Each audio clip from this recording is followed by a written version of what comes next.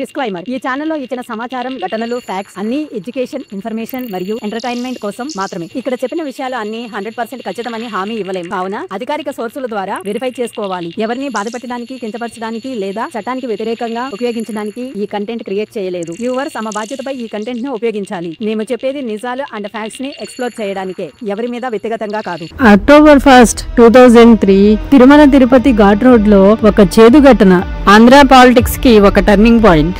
Alipiri check post దగ్గర జరిగిన ఈ బాంబ్ బ్లాస్ట్ చంద్రబాబు నాయుడు జీవితంలో ఒక అన్ఫర్గెటబుల్ ఇన్సిడెంట్. మరి ఈ ఇన్సిడెంట్ లో ఏం జరిగింది ఏంటి, అసలు behind the scenes story. Hey people, welcome to KK fact zone, the real incidents. 2003 లో ఆంధ్రప్రదేశ్ లో సిబిఎన్ గారు సీఎం గా పవర్ లో ఉన్నారు. తిరుమలకి విజిట్ చేస్తూ లార్డ్ వెంకటేశ్వర దర్శనం కోసం ఆయన convoy already security check cross చేస్తుంది. సడన్లీ ఒక చెవులు పోయే శబ్దం, టెరిఫిక్ బ్లాస్ట్. రోడ్డు పక్కన మైన్స్ పెట్టారు. ఒక టైం కి కాన్వే ఒక సైడ్ కి ఉండిపోయింది. చంద్రబాబు గారు ఉన్న కార్ అసలు ఎవరికీ కనబడట్లేదు. ఫుల్ గా స్మోక్ కమ్మేసింది.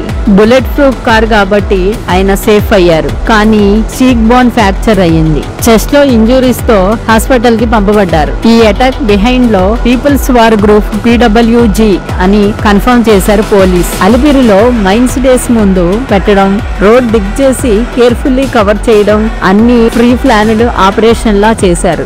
ఈ ఇన్సిడెంట్ ఆంధ్రప్రదేశ్ పాలిటిక్స్ కి ఒక వాటర్ షెడ్ మూమెంట్. నెక్సల్స్ మీద క్రాక్ డౌన్ స్టార్ట్ అయింది.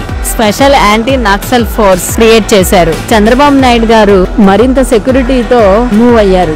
ఈ అటాక్ తర్వాత సిబిఎన్ గారు ఒక మ్యాటర్ చెప్పారు. నేను జీవితంలో చనిపోయిన దేశం కోసం పని ఆపను.